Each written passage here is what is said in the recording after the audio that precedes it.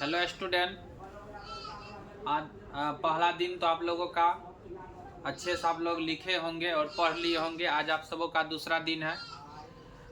इसको जो है आज भी जो है साइंस का कुछ टॉपिक चलेगा, मैथ का 2 क्वेश्चन चलेगा और वर्ड मीनिंग जो है आपको 15 याद करने के लिए दिया जाएगा। तो आप लोग क्लास में शांति बनाए रखिएगा, ध्यान से, स्थिरता से और शांति बना के पढ़ना है। एक दूसरे से किसी को बातचीत ना करना है। ध्यान से पहले हम समझा देंगे सबको, फिर हम बाद में आपको जो है वो पीडीएफ खोल के आप जो है ना आराम से लिख लीजिएगा शांति बना के। पहले हम पूरे क्वेश्चन को समझा देंगे, जब समझाएंगे तो आपको लिखना नहीं है किसी को, सिर्फ समझना है। इसके बाद क्लास वीडियो खत्म होने के बाद आपको पीडीएफ के थ्रू आपको आप सब प्रश्न को लिख लीजिएगा। ठीक, तो चलिए पहले साइंस से स्टार्ट करते हैं।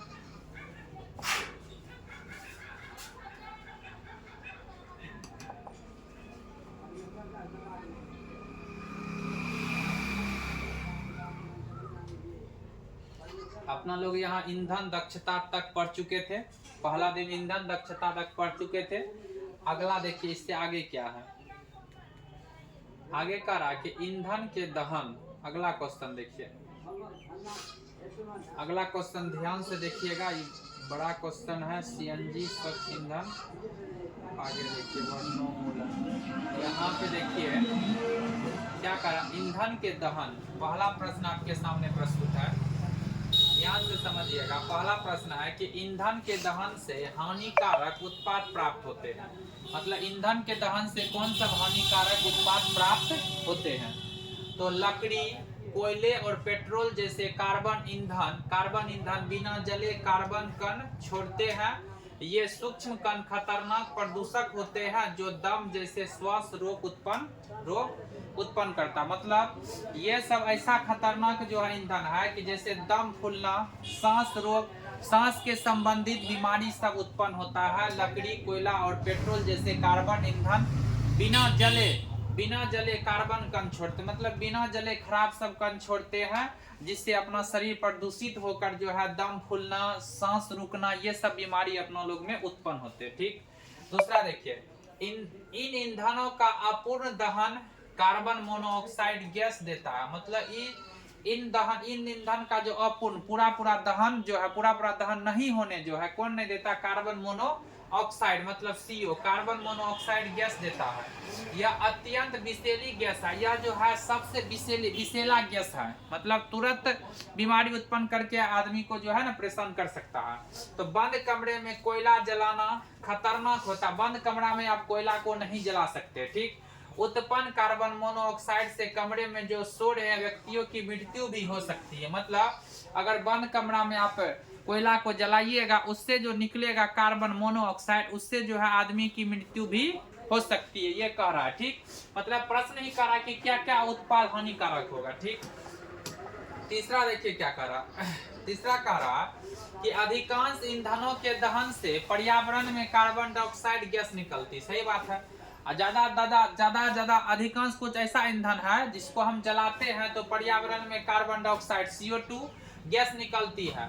वायु में CO2 गैस अधिक मात्रा संभवतः विश्व उष्मन ग्लोबल वार्मिंग का कारण बनती है। मतलब वायु में जो है कार्बन डाइऑक्साइड की मात्रा बहुत अधिक होने के कारण जो है विश्व उष्मन या ग्लोबल वार्मिंग CO2 के गैस का कारण बन सकती है। ठीक, चौथा है कि कोयले और डीजल के दहन से सल्फर डाइऑक्साइड गैस निकलती। जब कोयला और डीजल में अगर हम आग लगाते, उसके दहन से जो प्राप्त होता वो होता सल्फर डाइऑक्साइड। सल्फर डाइऑक्साइड का सूत्र होता SO2 गैस निकलती है।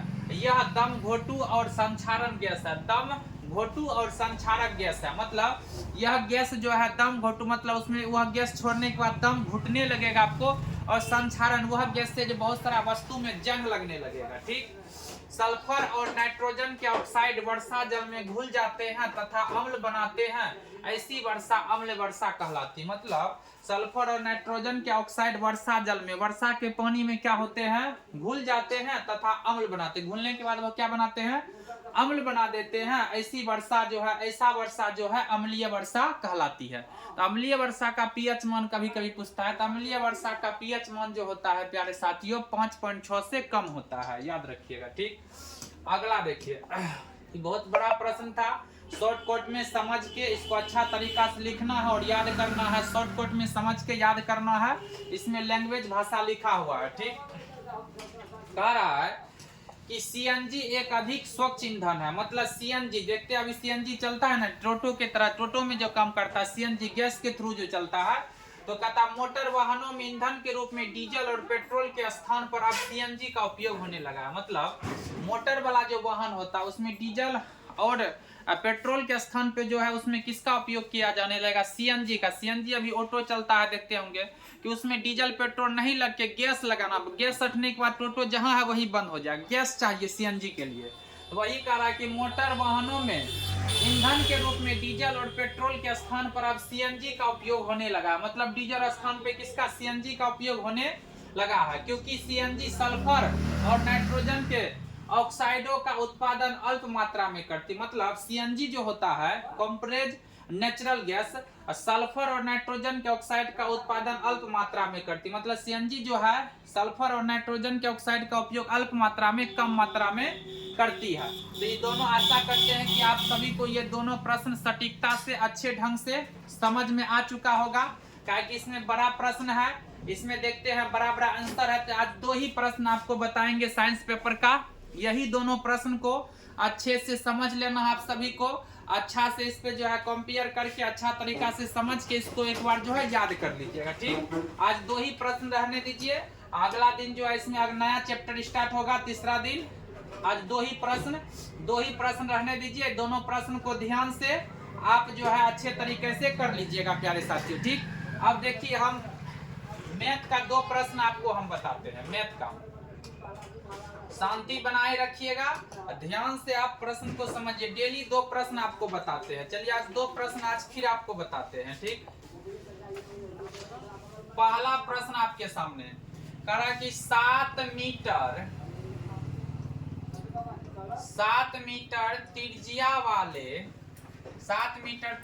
वाले वृत्त का क्षेत्रफल ज्ञात करें। 7 मीटर त्रिज्या वाले वृत्त का क्षेत्रफल ज्ञात करें। मतलब त्रिज्या 7 मीटर रहेगा तो आपको निकालना है कौन सी, वृत्त का क्षेत्रफल। 7 मीटर त्रिज्या वाले वृत्त का क्षेत्रफल ज्ञात करें।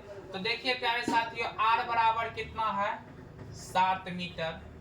r बराबर कितना है, 7 मीटर। हमको निकालना है कौन सी, वृत्त का क्षेत्रफल। तो लिख देते हैं, इसलिए वृत्त का क्षेत्रफल, वृत्त का क्षेत्रफल होता है तो वृत्त का क्षेत्रफल होता है पाई आर स्क्वायर। कौन सी, वृत्त का क्षेत्रफल होता है पाई आर स्क्वायर, ठीक। अब देखिए पाई का मान होता है 22/7 गुना आर का मान 7 का क्या होगा, होल स्क्वायर। 22/7 गुना 7 का होल स्क्वायर। मतलब 7 को क्या बार गुना करना है, तो 7 को 2 बार गुना करना है। 7 गुना 7। तो यहाँ से 7 कैंसिल, बच गया 22 गुना 7। मतलब 22 को 7 से गुना कीजिए, जितना होगा वही आपका आंसर होगा। 7 दूनी 14 के 4 और 7 दूनी 14 1 15, 154। क्षेत्रफल अगर मीटर रहेगा तो क्षेत्रफल का मात्रक मीटर स्क्वायर, सेंटीमीटर रहेगा सेंटीमीटर स्क्वायर। यहाँ मीटर में त्रिज्या है तो क्षेत्रफल का मात्रक क्या हो गया, मीटर स्क्वायर। तो प्यारे साथियों आशा करते हैं कि प्रश्न आपको अच्छे ढंग से समझ में आ चुका होगा, कोई दिक्कत नहीं है। अब देखिए आपको जो है दूसरा प्रश्न देखिए। दूसरा प्रश्न है 14 मीटर त्रिज्या वाले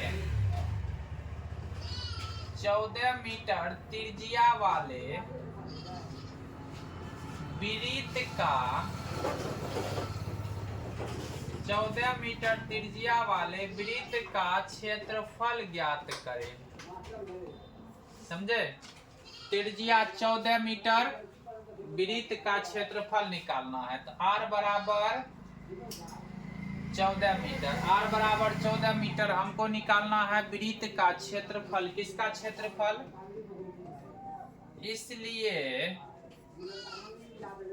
वृत्त का क्षेत्रफल बराबर, वृत्त का क्षेत्रफल होता है पाई आर स्क्वायर। क्या होगा प्यारे साथियों? पाई आर स्क्वायर। शांति बना के क्लास में स्थिर से एक एक पॉइंट को ध्यान से समझिए। हम स्थिर से आपको सभी प्रश्न को समझा रहे हैं। और यह क्लास जो है हम अभी पूर्णिया एग्जाम में है बच्चों सबके बीच, तो वो आप क्लास जो है आपको फिर भी हम प्रोवाइड करवा रहे हैं आप लोग की शिक्षा को लेकर, इसीलिए ध्यान से समझिए।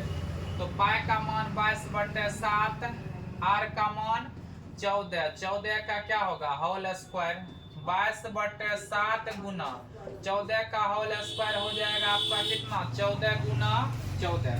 अब इसको क्या कीजिए? कटा दीजिए। 7 दूनी 14, 22 गुना 2 गुना 14, 22 गुना 2 गुना 14। आप इसको क्या कीजिएगा? गुना कर दीजिएगा। तो 22 दूनी 44, 44 गुना 14, तो 14 चौके 56 के 6 और 14 चौके 56, 56 5 61, तो इसका आंसर निकल गया 616।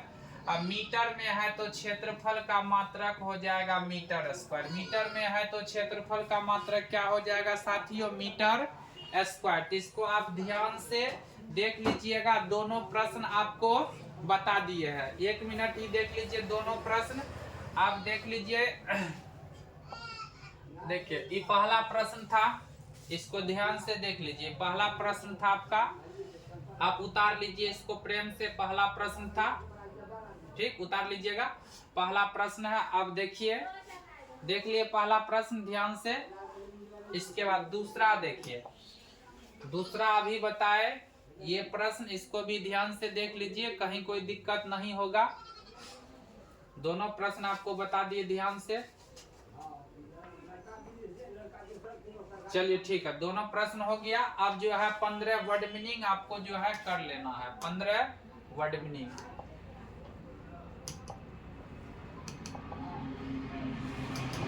15 तक वर्ड मीनिंग आप कर लिए होंगे। 15 तक देखिए, यहाँ तक आपका वर्ड राइट मिस थका, यहाँ तक हो गया है।